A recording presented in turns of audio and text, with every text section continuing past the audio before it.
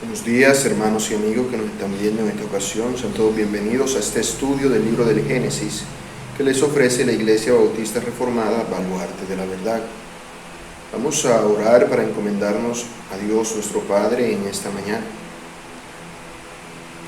Bendito Dios y Padre amado, gracias por tus misericordias que son nuevas cada mañana. Gracias porque sabemos que tú nos escuchas, que tú nos guardas, que tú nos proteges. Gracias, Señor, porque tú eres Dios santo, Dios justo, Dios fiel. Te pido, Padre bueno y Padre santo, que nos enseñes a hacer tu voluntad. Venimos delante de ti con un corazón contrito y humillado, un corazón, Señor, que necesita de ti.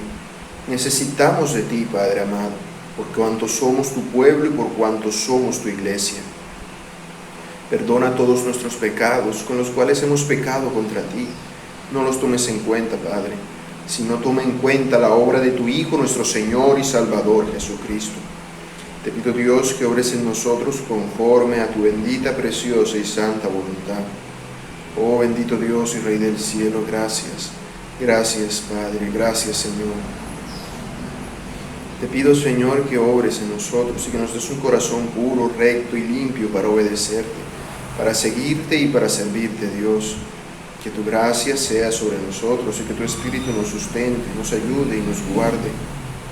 Ten compasión de nosotros que somos tu pueblo, que somos tu iglesia, que te necesitamos, oh Padre bueno. Te pido, Señor, que nos enseñes a obedecerte y a serte fiel, que toda nuestra vida sea una alabanza, sea un acto de adoración vivo para ti.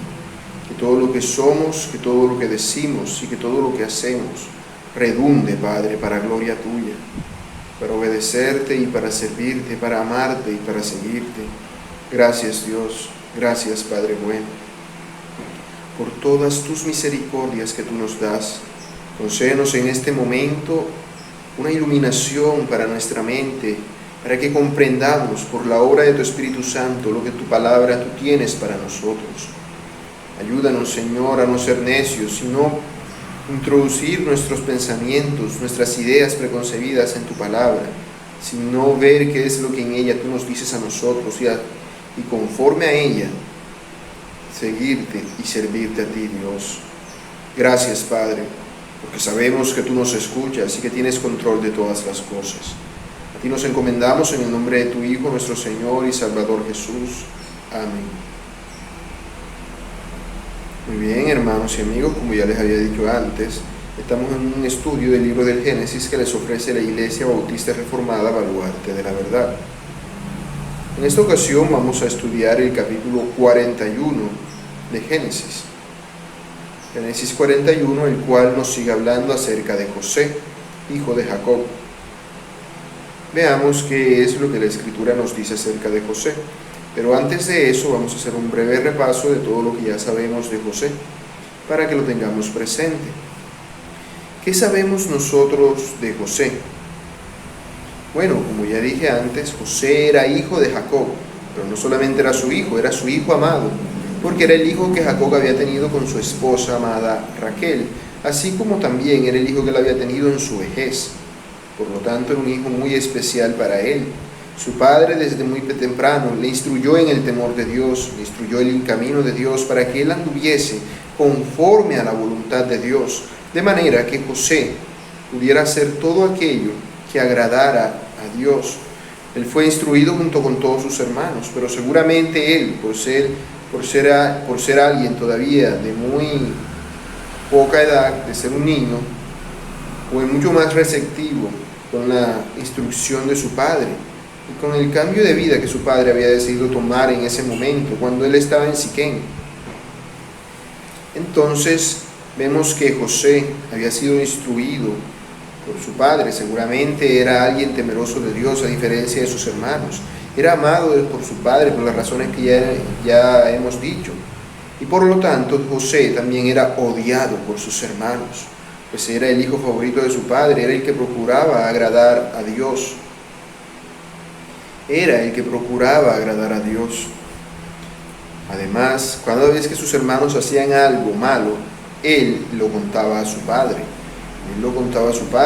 Y su padre Para demostrarle a todo el mundo que José era su hijo favorito, le mandó a hacer una túnica de diversos colores, lo cual lo resaltaba como no solo el más importante, sino también como aquel a quien él quería darle la primogenitura. De manera que eso haría que el odio de los hermanos de José hacia José se incrementara aún más. Por lo tanto, vemos que los hermanos de José tenían razones de sobra para odiar a José, pero ese odio solamente se incrementaría con el paso del tiempo, viendo como todo este tipo de demostraciones de afecto se incrementaban. Y si esto no fuera poco, recordemos que José tiene dos sueños en los cuales Dios le muestra a José eventos de su futuro, eventos que no fueron motivo de tristeza ni de turbación para José, sino de alegría, porque él los entendió enseguida. Según esos sueños, él sería mayor que sus hermanos y aún que su padre, y él fue y contó esos sueños a sus hermanos y a su padre, lo cual ellos vieron como un acto de presunción, lo cual pudiera ser, pero no podríamos afirmarlo al 100%. Pudiera ser que en realidad José sí fuera un poco presuntuoso con esto, pero no podríamos afirmarlo al 100%. Lo que sí vemos claro es que a causa de haber dicho José esos sueños a sus hermanos llegaron a odiarlo todavía más, a tal punto que se referían a él de una forma despectiva, como el soñador. José el soñador. Sus hermanos lo odiaron mucho, y cuando tuvieron la oportunidad, cuando lo hallaron solo, lejos del cuidado de su padre, se propusieron matarlo. Se propusieron matar a José, pero dada la providencia del Señor, el Señor obra en el corazón de uno de ellos, de Judá, para que convenza a los demás, para que no lo maten, sino para que lo vendan como esclavo. Así al menos no serían ellos quienes con sus propias manos matarían a su hermano. Así al menos no serían ellos los que lo harían, sino que él terminaría siendo un esclavo. Un esclavo. Cuando José fue vendido como esclavo por sus propios hermanos, él estuvo al servicio de Potifar, oficial de la guardia del faraón de Egipto, rey de Egipto. Él estuvo al servicio de Potifar, y como ya vimos en esa ocasión, José cuando estuvo al servicio de Potifar, hizo todo de la mejor manera posible, de tal forma que Potifar vio al Espíritu de Dios en José. Se dio cuenta de que José era guiado por Dios, porque todo lo que José hacía, lo hacía de la mejor manera posible para glorificar el nombre de su Dios. De manera que José era un excelente administrador. Potifar, viendo el Espíritu de Dios en José, decide elevar a José a la posición de administrador de toda su casa. De manera que coloca a José como el administrador de toda su casa, y mientras es el administrador de toda su casa, José hace su trabajo de una manera excelente, a tal punto que su amo, Potifar, ya no se preocupaba por nada. Todo era perfecto en la vida de José hasta que la esposa de su amo, esposa de Potifar, se enamora de José e intenta seducirlo, le propone que se acueste con ella, pero él le rechaza, porque obviamente era la esposa de su amo. Él no haría un acto tan vil contra ella, contra su amo y contra Dios. Sin embargo, ella no desistió, sino que siguió insistiendo, y en una ocasión lo planeó todo para poder estar a solas con José y seducirlo y tentarlo, para que José cayere ante la tentación que ella le daría. Pero vemos que cuando José vio que la tentación era demasiado fuerte para él, que podría caer en ella si se quedaba allí, José salió huyendo tan rápido que hasta dejó que esta mujer se quedase con sus ropas. Ella lo difama, ella lo acusa de haber tratado de violarla. Tenía la ropa de José, la cual utilizaba como una evidencia de eso, aunque en realidad fue simplemente que ella quedó con las ropas de José en la mano. Pero ella aprovecha esto para acusar a José, y lo acusa delante de su esposo y delante de todos los que estaban en la casa. Así que no queda de otra a su esposo que encerrar a José en la cárcel. José es puesto en la cárcel. Sin embargo, esta no era una cárcel cualquiera, era la cárcel de los presos del rey. Era la cárcel más importante de todo Egipto. Allí fue puesto José, Y mientras José estuvo en la cárcel, lo que él hizo fue ser el mejor esclavo, el mejor prisionero posible. A pesar de ser un esclavo, a pesar de ser un prisionero, él no lo vemos quejándose ni lamentándose por su situación, sino que dice: esta es la situación en la cual Dios me colocó. En esta situación yo voy a glorificar a Dios. Eso es lo que se entrevé, que él se entrevé en su actitud para con la circunstancia que él está viviendo. De manera que José hace todo lo que hace de una manera que el nombre de Dios sea glorificado. Y esto lo ve el jefe de la prisión. Y el jefe de la prisión coloca a José como administrador de la prisión. De manera que todo lo que se hacía en la prisión, José lo hacía. Y mientras José era administrador de la prisión, dos presos del rey muy importantes son puestos en esa cárcel: el copero y el panadero del rey, los cuales eran personas muy importantes. Sin embargo, en cierta ocasión, en uno de esos días en los cuales ellos estuvieron en la cárcel, ellos tienen sueños que los entristecieron mucho. Ellos estaban muy entristecidos por estos sueños, y José, que estaba a cargo de ellos, preocupado por ellos, les pregunta la causa de su preocupación, la causa de su tristeza, perdón. ¿Y qué le dicen ellos? No, le cuentan a José los sueños que tuvieron. Primero el copero, y luego lo haría el panadero. Y José interpreta los sueños de ambos. José interpreta los sueños de ambos. El sueño del copero significa de que el copero, en 3 días después de ese día, el día del sueño, sería restituido a su posición de copero y una vez más podría estar al servicio del faraón y cumplir con sus labores. Mientras que el panadero, también al contar sus sueños, se lo interpretan y le dicen que su sueño lo que significa es que en 3 días, al mismo tiempo que el copero, él no sería restituido, sino que sería mandado a matar por el faraón. La Biblia no nos dice cómo reaccionaron estos hombres a los sueños a la interpretación de los sueños de José. Sin embargo, sí vemos claramente que, cumplido el tiempo, pasó tal cual José lo había dicho. El panadero fue llevado a la horca y el copero fue restituido a su posición de honor como copero del faraón.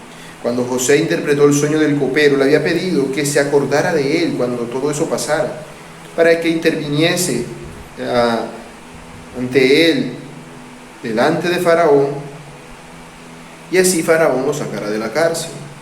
Pero el copero se olvidó de José, se olvidó de lo que José le había dicho, a pesar de que José le había dado esa tranquilidad que él necesitaba. Le había calmado con referencia a su sueño y se había cumplido lo que su sueño significaba, y él había sido restituido. El copero se olvidó de José. Y es en ese contexto que nos coloca el siguiente pasaje de Génesis que vamos a leer. Les invito a que vayamos a la palabra del Señor, al libro de Génesis, capítulo 41, y vamos a leer los primeros 8 versículos de este capítulo. Génesis 41, versículos del 1 al 8. Dice así la palabra del Señor. Aconteció que pasados 2 años tuvo Faraón un sueño. Le parecía que estaba junto al río, y que del río subían 7 vacas, hermosas a la vista, y muy gordas, y pacían en el prado, y que tras ellas subían del río otras 7 vacas de feo aspecto, y en juntas de carne, y se pararon cerca de las vacas hermosas a la orilla del río, y que las vacas de feo aspecto y en juntas de carne devoraban a las 7 vacas hermosas y muy gordas. Y despertó Faraón, y se durmió de nuevo, y soñó la segunda vez, que 7 espigas llenas y hermosas crecían de una sola caña, y que después de ellas salían otras 7 espigas menudas y abatidas del viento solano. Y las 7 espigas menudas devoraban a las 7 espigas gruesas y llenas. Y despertó Faraón, y he aquí que era sueño. Sucedió que por la mañana estaba agitado su espíritu, y envió e hizo llamar a todos los magos de Egipto y a todos sus sabios, y les contó Faraón sus sueños, mas no había quien los pudiese interpretar a Faraón. En este pasaje suceden 3 cosas importantes. Primero, se nos indica quién es la persona en la cual recae el protagonismo ahora. Se nos habla de un contexto en particular. Ya no es José, sino que ahora se nos habla de Faraón, de manera que ahora se nos indica que Faraón es el que se hace un cambio de protagonista hacia Faraón. En este momento se hace una pausa en la historia de José, siendo esta la historia de José, para centrarla en Faraón. También vemos cómo Faraón, siendo el centro en esta fracción de la historia, tiene dos sueños que son sueños de parte de Dios. Y también vemos cómo Faraón es perturbado por esos sueños y quiere que le interpreten esos sueños para saber él qué es lo que significaban. Veamos qué podemos ver de estos pasajes. Primero que todo, vemos que ahora la historia se centra en Faraón. Vemos entonces que se nos dice: aconteció pasados 2 años, Faraón tuvo un sueño. 2 años, ¿desde cuándo? Desde lo que pasó en el capítulo anterior, es decir, desde que José interpretó los sueños del copero y el panadero. Si nosotros hemos seguido las cuentas que se nos han dicho hasta este punto, y tomando la edad de José que se da en este capítulo, en un pasaje más adelante, veremos que se nos dice que para este tiempo José tenía 30 años. Es decir, que José tenía 28 años cuando interpretó los sueños del copero y el panadero. Pero también vemos que si José tenía 17 años cuando tuvo los sueños que contó a sus hermanos y que provocaron la ira de ellos a tal punto de querer matarlo, entonces podríamos decir que para este entonces han pasado 13 años desde que José fue vendido como esclavo. 13 años es el tiempo que José ha pasado en Egipto. Ha pasado ya 13 años como esclavo, como administrador de la casa de un hombre muy importante de Egipto, como preso, como administrador de la cárcel más importante de Egipto. Allí se encontraba José. Aunque era un administrador de un lugar muy importante, seguía siendo un esclavo y un preso. No sabemos cómo se habrá sentido José en todo este tiempo, ni qué habrá experimentado. ¿Cómo habrá José reaccionado ante todo este tiempo al ver cómo sus hermanos lo vendieron como esclavo? Al ver cómo su ama, la esposa de Potifar, lo acusó de algo que él no cometió. Y al ver cómo este hombre, en quien él puso su esperanza de que lo ayudara, no lo ayudó. Este copero. No se nos dice cómo reaccionó José, pero por lo que ya hemos visto sabemos de que José ciertamente tuvo que mantener su mirada puesta en Dios. Tuvo que mantener su mirada puesta en Dios. Centrándonos en el pasaje, ahora sí vemos que se nos habla acerca de Faraón. ¿Quién es Faraón? Faraón es un título que se da para todos los reyes de Egipto. Es decir, Faraón no es un nombre propio, es un título. Simplemente es como Hadad en Siria y César en Roma. Digo, también el zar en Rusia. Son títulos que se le dan al rey, a la persona de mayor importancia. No sabemos a ciencia cierta qué significa la palabra faraón, pero muchos creen que significa la casa grande o la casa de los dioses. Esto es debido a que los faraones en Egipto se consideraban a sí mismos como dioses, se consideraban hijos del Dios y se consideraban a sí mismos como dioses, como personas de muy alta importancia, como personas a quienes los demás debían rendirle culto y adoración, como personas que aunque sabían que había un Dios, o por lo menos en su mente y en su religión ellos creían que había un Dios o varios dioses, a pesar de ello ellos se creían a sí mismos también dioses, se creían como uno más de esos dioses en los cuales ellos adoraban, y que también entonces le era lícito a las personas presentarse delante de ellos. Pero aquí vemos algo que perturba a este hombre que se creía Dios. Es un sueño. Los sueños, por lo general, son procesos naturales de nuestra actividad mental mientras dormimos. Son el resultado simplemente de nuestra mente. Por lo general, los sueños simplemente son el producto de nuestra mente, de cómo se siente, de lo que hay en nuestra cabeza. Sin embargo, en este caso, de una manera excepcional, no no como una regla a seguir, sino de una manera excepcional. Dios revela en un sueño a este hombre, en dos sueños, perdón, a este hombre, sucesos que van a acontecer. Dios le muestra algo del futuro al faraón. Pero esto es por la providencia de Dios. Es por la providencia de Dios. Porque uno se preguntaría por qué Dios le mostró su sueño a faraón. Por la misma razón, en primer lugar, que le mostró esos sueños al copero y al panadero, porque servía a sus propósitos. Es decir, este sueño no fue dado porque faraón era un dios, ni mucho menos, ni tampoco porque era una persona muy importante, porque si bien todas estas cosas tienen mucho que ver,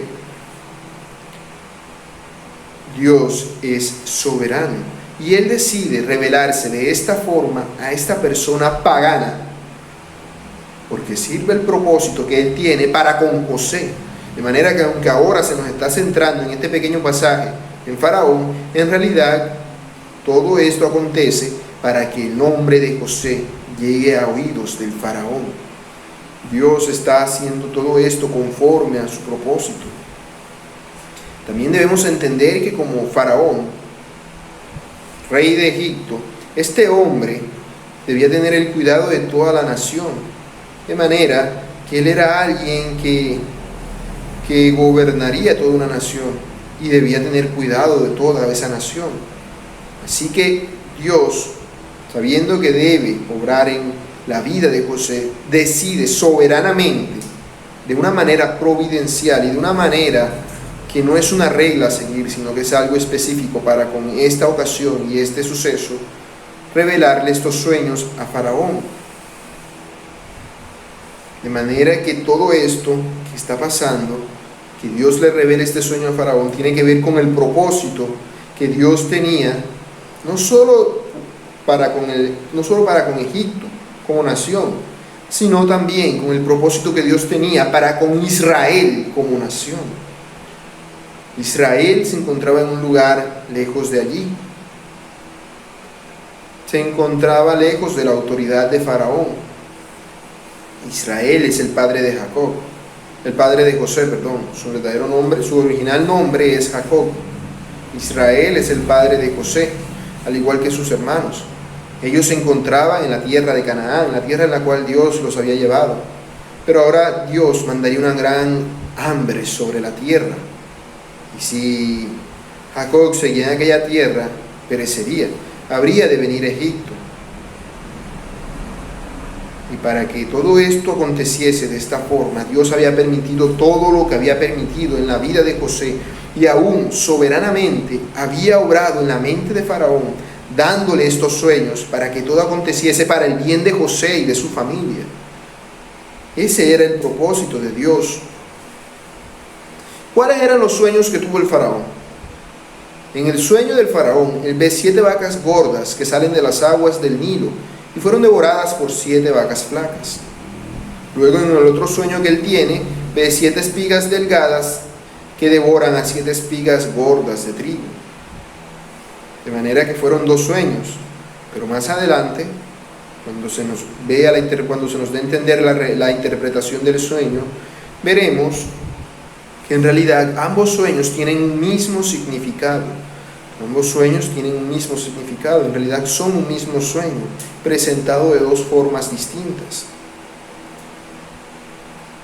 En el primer sueño vemos que las vacas flacas se comen a las vacas gordas.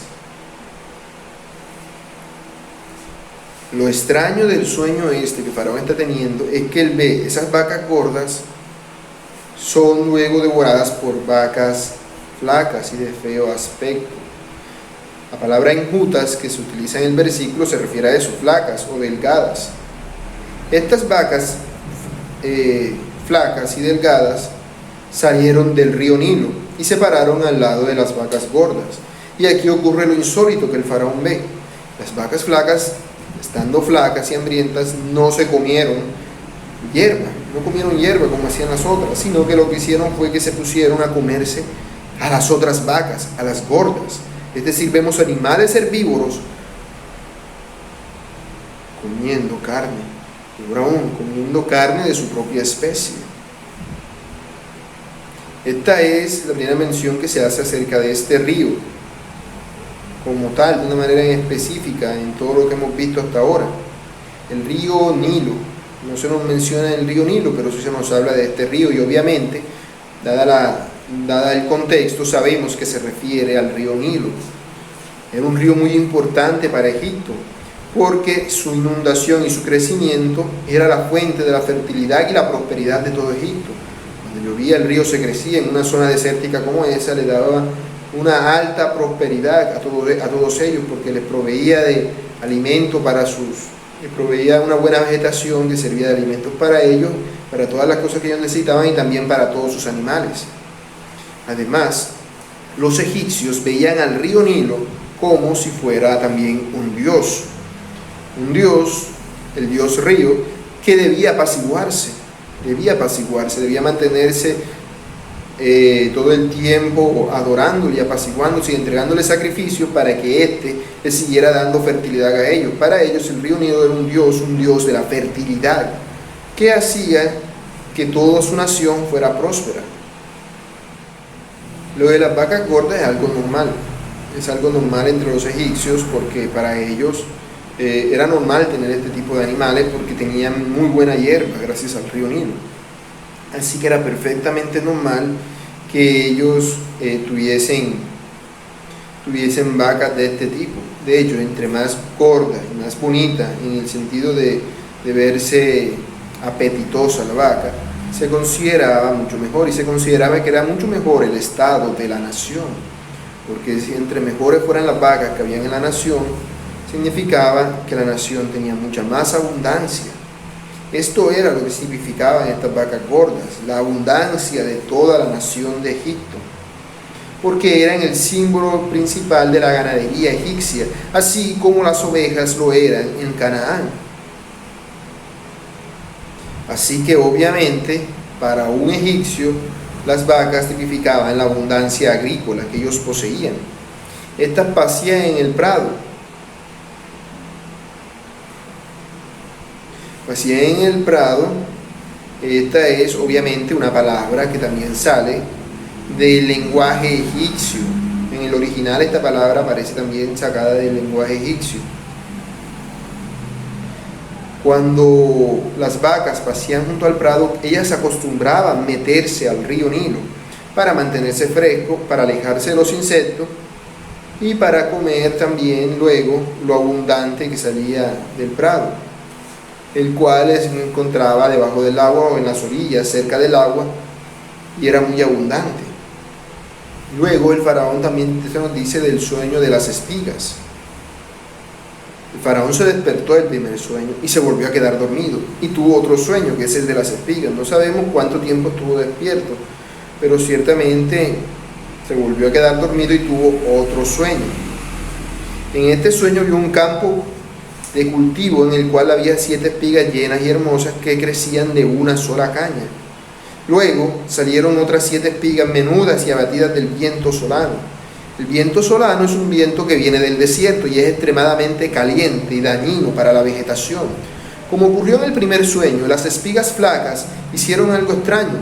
Se comieron a las espigas gruesas. Luego de ver eso, el faraón se despertó y se dio cuenta de que todo era un sueño. Y vemos cómo Faraón acaba perturbado por sus sueños, porque esto no era algo normal. Es decir, normalmente tenemos sueños, muchísimos sueños a lo largo de la noche, y los sueños se nos olvidan. Solamente solemos recordar alguno que otro que fue significativo para nosotros, y aún así esos sueños se nos olvidan también. Tendría que ser un sueño muy, muy significativo para que pudiésemos recordarlo a tal punto que nos entristeciera o nos preocupara al despertar y nos mantuviera en una gran angustia. Recordemos que Faraón se consideraba a sí mismo un dios, y que un dios tuviese este tipo de sueño, lo que implicaba era que este sueño, que lo había angustiado tanto a él, tenía que tener un significado. Este sueño tenía que tener un significado. Calvino dice que este sueño fue un aguijón que Dios colocó en el corazón del faraón, para que el faraón supiera que él no era Dios. De manera que esta preocupación que Faraón tenía tampoco era algo natural, era algo que Dios mismo le había dado. Era algo en una forma en la cual su Espíritu Santo había llegado al Faraón para perturbarlo, para que él supiera que ese sueño en realidad era de parte de Dios, para que él tuviera la certeza de que ese sueño venía de parte de un Dios verdadero, no un Dios falso como él. Así que él recurre a los magos y los sabios que él posee. En Egipto había muchos magos y muchos sabios. Estos eran expertos en interpretar sueños. Representaban la suma de toda la sabiduría egipcia. Felizmente, para Faraón, ninguno de ellos pudo dar con la interpretación del sueño, porque de haber intentado hacerlo, simplemente le habrían engañado, convirtiendo la verdad que Dios le había dado a Faraón en una mentira que sirviera para su propia conveniencia. Los magos de Egipto, como ya dije, se refiere a una serie de sacerdotes y adivinadores. Estas personas eran común en la época antigua, en las grandes cortes, no solamente en Egipto, también vemos que había de estos en Babilonia, como vemos en Daniel. Estos hombres se dedicaban de manera profesional a la interpretación y adivinación de sueños. No solamente lo hacían de manera directa cuando les contaban un sueño, sino que hasta escribían libros sobre el significado de los sueños y de los signos del zodiaco y de todo este tipo de cosas. Estas personas hacían esto y así se ganaban la vida. En Daniel también se mencionan estas personas. Se utilizan términos un poco diferentes en el original, pero se refiere a las personas que se dedican a esta profesión de interpretar sueños. Ahora, estos magos en Egipto eran verdaderamente impresionantes, pero no podían interpretar los sueños de Faraón. Faraón sabía que sus sueños eran importantes, pero ninguno de sus magos pudo darle la interpretación correcta. También él tenía sabios. Estos sabios no necesariamente tienen que ser como los mismos magos que se habían mencionado, sino a algo diferente. No necesariamente tenían que ser una serie de sacerdotes adivinadores, sino que se refiere a los consejeros que él tenía en su corte para que le aconsejaran a él. Pero ellos tampoco podían adivinar o darle algún consejo acerca de qué significaban estos sueños que Faraón había tenido. Aparentemente Faraón tenía sabios más honestos que Nabucodonosor. Si vemos el relato en Daniel 2, veremos que Nabucodonosor, el rey de Babilonia, no confiaba en sus interpretadores de sueños, de manera que ni siquiera les decía qué era lo que había soñado.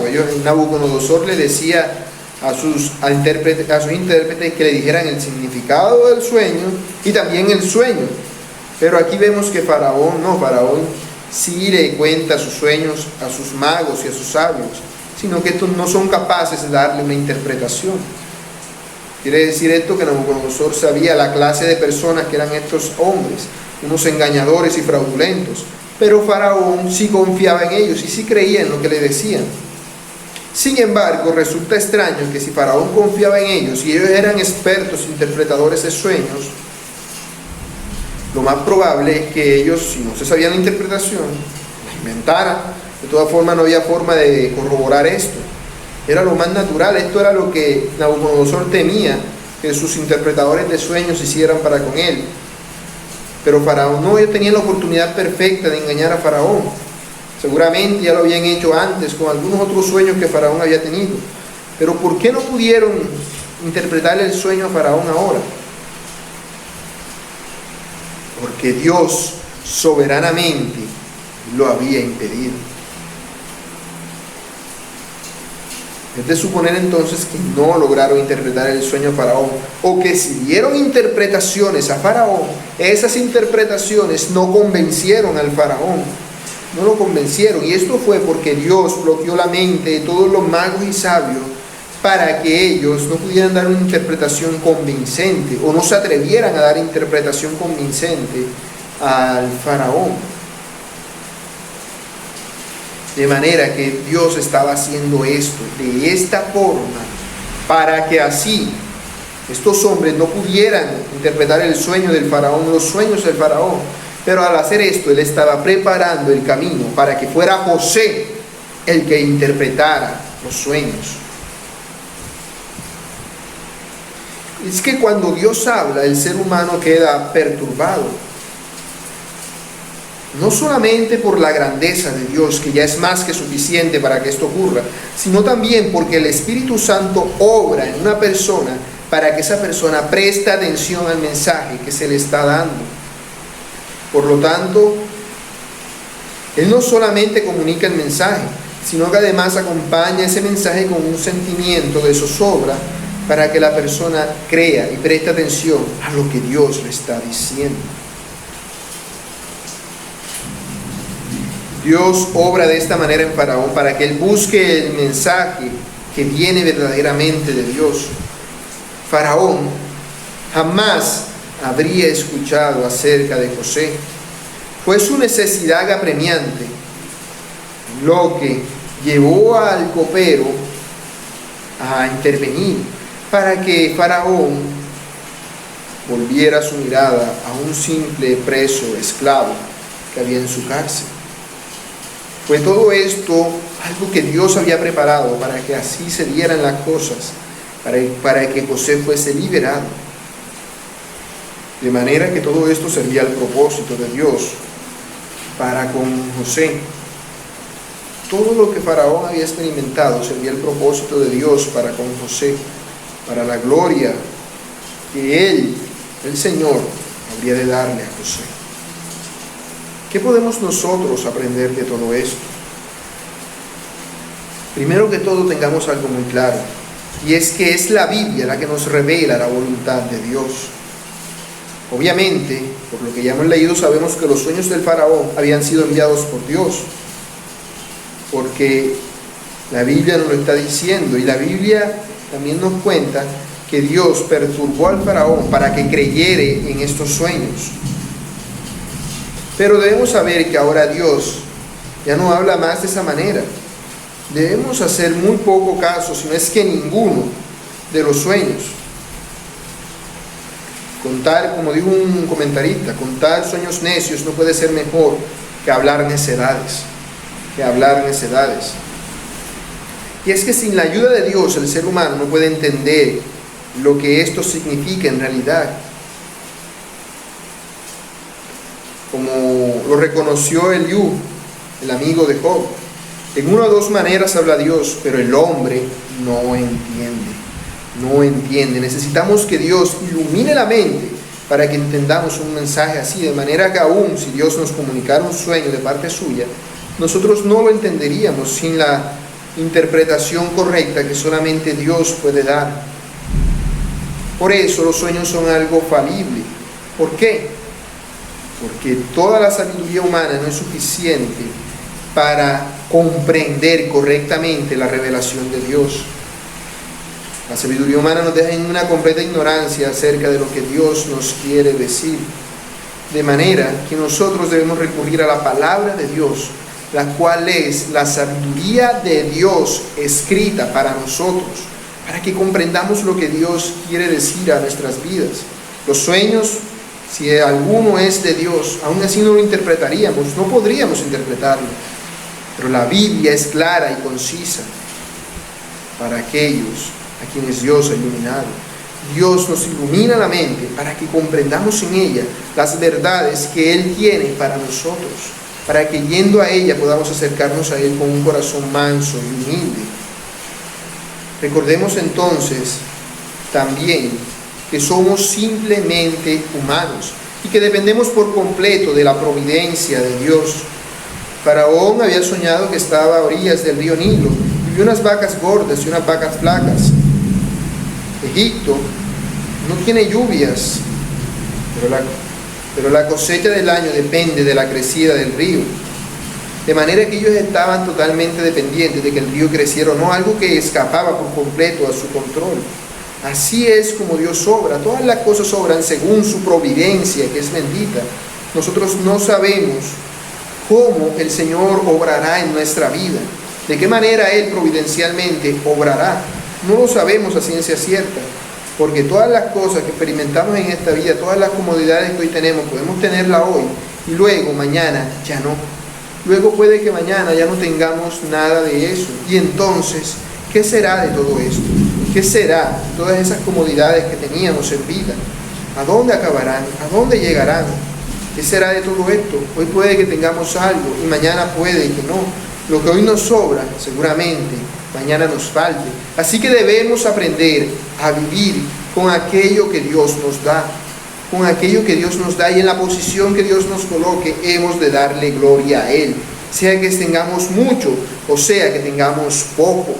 Así como José, cuando era un esclavo, fue el mejor esclavo posible. Cuando era un preso, fue el mejor preso posible. Y cuando sea una persona de muy alta importancia, será el mejor posible en lo que debe hacer. Será el mejor. Debemos hacer todo para la gloria de Dios, no para la nuestra, ni para quedar bien delante de la gente, sino para que el nombre de Dios sea glorificado. De manera que debemos recordar y tener presente siempre esto, y es que Dios obra de maneras que nosotros no podemos comprender. Quizás nosotros no sepamos por qué Dios hace lo que hace, quizás no sepamos por qué Dios hace lo que hace, pero ciertamente Dios está obrando, aunque nosotros no lo veamos. José no sabía qué era lo que Dios tenía preparado para él, o de qué forma se lo daría, porque si bien él había tenido sueños en su juventud, él no sabía cuándo ocurrirían esos sueños, ni de qué forma se darían. Lo único que él podía hacer era esperar a que Dios hiciera. Así debemos hacer también nosotros. Debemos confiar en Dios cualquiera sean nuestras circunstancias, y esperar en Él, haciendo lo que a Él le agrada. Llegado el tiempo de Él hará lo que ha de hacer en nosotros. Confiemos en nuestro Señor. Oremos, hermanos. Bendito Dios y Padre nuestro, gracias te damos por todas tus misericordias que tú nos das. Enséñanos a confiar en ti, Señor, y a depender total y exclusivamente de ti. Que todo lo que hagamos sea para gloria tuya. Señor, que procuremos con diligencia hacer todas aquellas cosas que a ti te agradan. Que no seamos necios y fatuos como quienes no te conocen, oh Padre, sino que procuremos con diligencia hacer todas aquellas cosas que son de tu agrado, para gloria tuya, Señor, para exaltación tuya, para que tu nombre sea dado a conocer entre quienes no te conocen, entre tu pueblo, Dios. Señor, tú eres Dios bendito y precioso, Dios todopoderoso. En ti confiamos, de ti dependemos, oh Padre. Enséñanos, por favor, Señor, a hacer tu voluntad. Enséñanos a confiar en ti, en todo lo que tenemos. Somos tuyos, oh Señor. Enséñanos a serte fiel en todas las cosas, en todo momento y en todo lugar. Gracias, Señor, por todas tus misericordias para con nosotros. Gracias, oh Padre, porque sabemos que tú nos escuchas, que tú nos guardas y tú nos proteges. Ayúdanos, oh Dios, por favor, a serte fiel siempre, a que tengamos contentamiento con cualquiera sea nuestra circunstancia y que procuremos darte gloria a ti siempre, confiando y esperando en ti, sabiendo que tú eres Dios y que tú harás.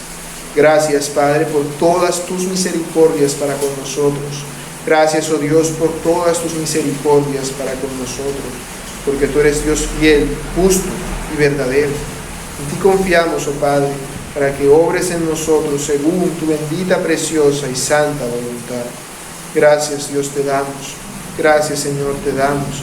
A ti nos encomendamos para que obres en nosotros, para que con un espíritu recto y limpio busquemos siempre en tu palabra lo que tú tienes para nosotros. Que no busquemos revelaciones de hombres que pueden equivocarse, que no busquemos revelaciones de sueños, sino que busquemos en tu palabra el consuelo de nuestras almas. A ti nos encomendamos, Señor, para que obres en nosotros conforme a tu bendita, preciosa y santa voluntad. En el nombre de tu Hijo Jesucristo, a ti sea la gloria. Amén. Muy bien, hermanos y amigos, eso ha sido todo en este estudio de Génesis. Nos vemos la próxima. Que el Señor les bendiga.